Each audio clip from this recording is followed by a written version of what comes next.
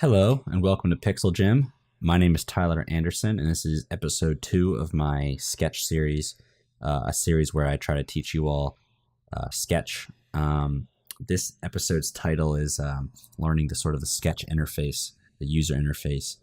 It's much simpler than programs like Photoshop or Illustrator. As you can see right now, it's very clean. It kind of has that Mac OS kind of look. So let's get right into it. First things first, this is the toolbar. This is the layers list over here, and this is the inspector. If you go to the toolbar, mine might look a little different than yours. That's because if you go right click and go customize toolbar, you can see all the things you can add. And there's quite a bit. If you want the default toolbar, this is what yours probably looks like. You can drag this whole thing and just put it there and let go. I'm not going to do that because I've sort of trimmed mine down to what I like, but you can certainly do that. You can add things. So if I wanted to add show grid, it goes up there. You can move it around. And let's decide you don't want it anymore. Just drag it, drop it, boom, gone. The little cloud animation lets you know it's gone. If you go down to show, you can do show icon and text. I'm going to leave it on that, but you can do icon only. I'm going to leave it on this though, because you'll probably learn better if you see the words and the picture, what they mean.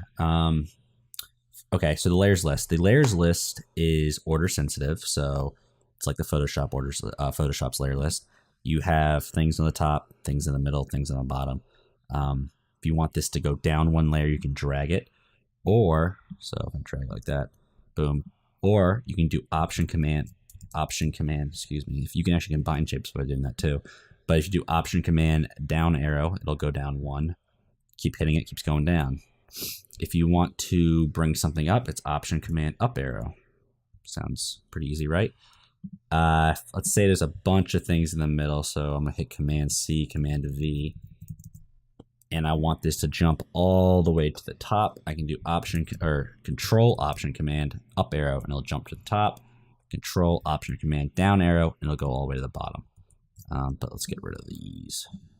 If you want to rename things, you can double click the layer or hit Command R. I do Command R because I know that I'm pressing the button, so I know that it's going to do the right thing versus just clicking. So you can name this like triangle, for instance, which is what the default name would be anyway. Sun, obviously the default name would be something like, actually be oval technically. And you can also filter. So if we go back to, you can just prove a point. If you go back to something specific like sun, you can type in sun, or just even S, and it'll find it. Anything beginning with that letter. So yeah, that's that. You can hide a layer by hovering over it and hitting the eye icon, the eyeball icon. It'll go away.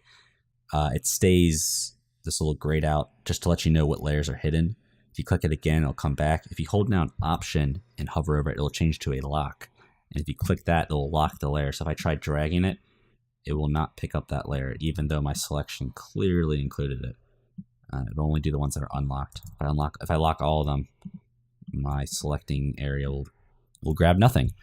And you just click on those to get rid of that. If you go, let's go to the inspector panel now. So the inspector panel is grayed out, but as soon as I click on something, I will get the transform options for that. If I hit enter, I can go into edit mode, which allows me to edit the anchor points or add anchor points. And you'll notice the inspector panel changes, but let's hit enter again and go back. This is the default sort of inspector panel for a shape. It may change depending on the object you click on. So for instance, if you click on a text or an image, it will change.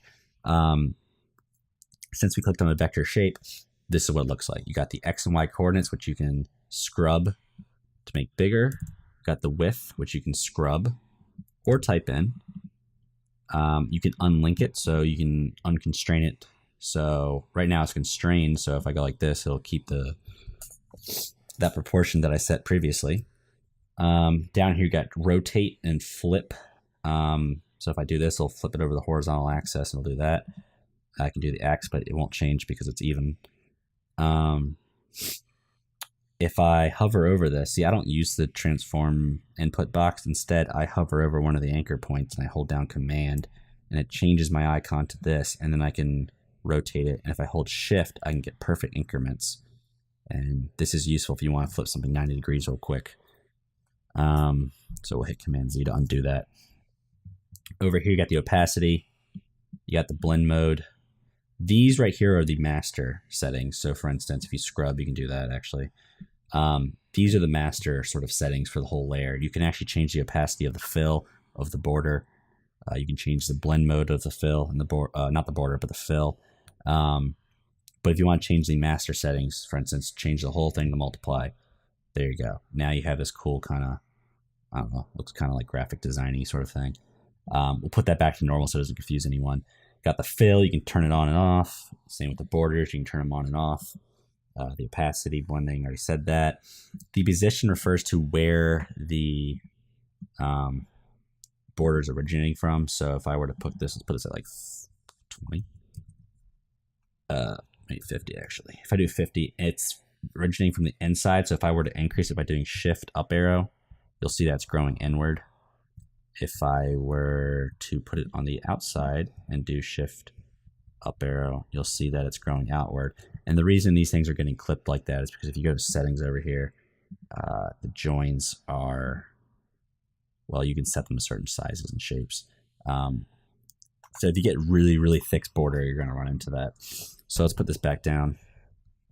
Keep those sharp angles. Also, these shapes are quite huge to point out. 1200, almost 1300. So yeah, that's kind of it. You can add shadows, Gaussian blur. We'll get into that later, but that's just the general gist of it. So in sum, inspector panel, toolbar, layer list. That easy, that simple.